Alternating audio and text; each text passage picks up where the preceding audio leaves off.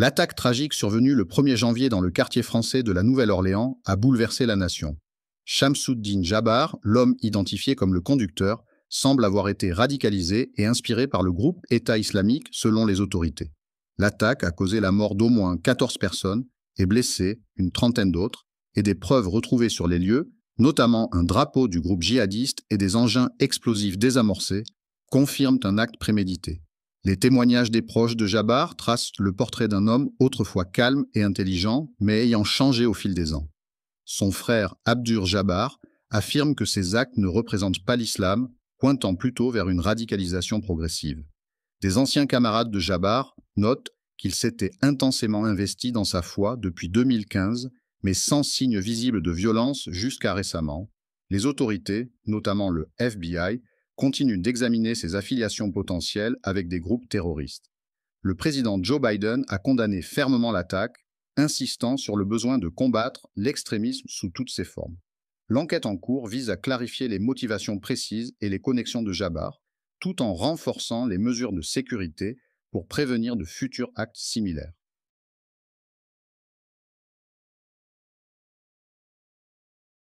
Un tribunal sud-coréen a émis le 30 décembre un mandat d'arrêt contre le président déchu Yoon Suk-yeol afin de le contraindre à se présenter devant les enquêteurs qui souhaitent l'interroger sur sa tentative avortée d'instaurer la loi martiale. Le bureau d'enquête sur la corruption des hautes personnalités a annoncé l'émission des mandats d'arrêt et de perquisition dans un communiqué, sans préciser le calendrier des prochaines étapes. L'équipe d'enquête du CIO a également procédé à une opération de recherche et de saisie au commandement du contre-espionnage dans l'après-midi. Yoon Suk-yeol, suspendu de ses fonctions depuis l'adoption de sa destitution par l'Assemblée nationale le 14 décembre, attend que la Cour constitutionnelle se prononce d'ici la mi-juin sur la confirmation ou l'invalidation de cette décision. L'ancien président fait l'objet d'une enquête pour rébellion, une infraction passible de la peine de mort, et ne peut quitter le territoire. Yoon Suk-yeol avait proclamé la loi martiale le 3 décembre, déployant l'armée au Parlement pour tenter de réprimer l'opposition. Face à une mobilisation de députés et de manifestants, il avait dû retirer cette mesure avant l'aube.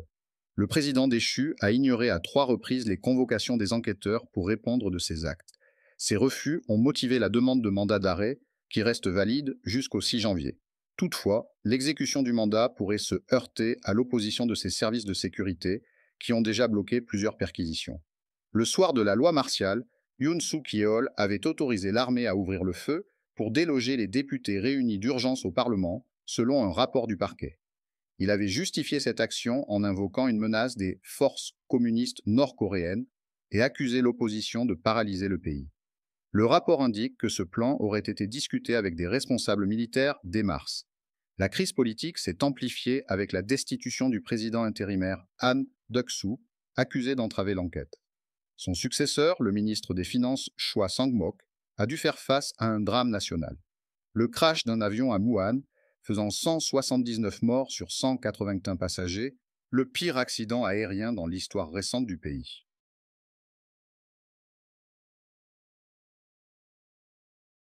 Le projet de loi d'urgence pour Mayotte, dévasté par le cyclone Chido, sera présenté en Conseil des ministres la semaine prochaine et non pas lors de celui prévu ce vendredi 3 janvier. Cela n'aura pas d'impact sur son examen au Parlement, qui reprend son activité le 13 janvier, a assuré Matignon jeudi. Il s'agit de vérifier certains éléments du projet de loi et de prendre le temps de continuer la concertation avec les élus de l'archipel, avec lesquels le ministre des Outre-mer Manuel Valls s'est entretenu 24 heures de plus après la visite du Premier ministre François Bayrou lundi, a-t-on précisé de même source. Ce texte devrait intégrer plusieurs des mesures du plan Mayotte debout, présenté par le chef du gouvernement. François Bayrou avait initialement affirmé que ce texte serait présenté en Conseil des ministres vendredi, le premier de l'année 2025. Pour les mesures de plus long terme, le gouvernement prévoit un autre projet de loi-programme de refondation de l'archipel, préparé et conçu avec les élus de Mayotte, qui sera mis au point dans les 3 mois. François Bayrou a notamment promis d'empêcher la reconstruction des bidonvilles à Mayotte, détruits par le cyclone, sans préciser où leurs habitants, un tiers de la population, seraient relogés, et de rétablir l'électricité dans chaque foyer d'ici à la fin de janvier, grâce à des renforts d'agents et de groupes électrogènes. Il a aussi annoncé l'aide de l'armée pour la remise en état des réseaux d'eau et le déploiement de 200 Starlink, système de liaison satellite de la société américaine SpaceX, pour assurer les communications en urgence. Il entend également proposer au président de la République un plan vigilance associant armée et gendarmerie pour surveiller les établissements scolaires devant les menaces d'incendie et de pillage. Face à l'immigration irrégulière, le département compte 320 000 habitants selon l'INSEE, mais peut-être 100 000 à 200 000 de plus avec les sans-papiers. M. Bayrou a plaidé pour un recensement général et précis de la population. Revenir sur le droit du sol à Mayotte, déjà restreint dans l'archipel, est une question qu'il faut se poser, a-t-il déclaré. Sur le plan économique, il a annoncé la mise en place à Mayotte d'une zone franche globale exemptant d'impôts toutes les entreprises pour une durée de 5 ans. Chido, cyclone le plus dévastateur à Mayotte depuis 90 ans, a causé le 14 décembre la mort d'au moins 39 personnes et fait plus de 5 600 blessés, selon un bilan publié dimanche dernier par la préfecture.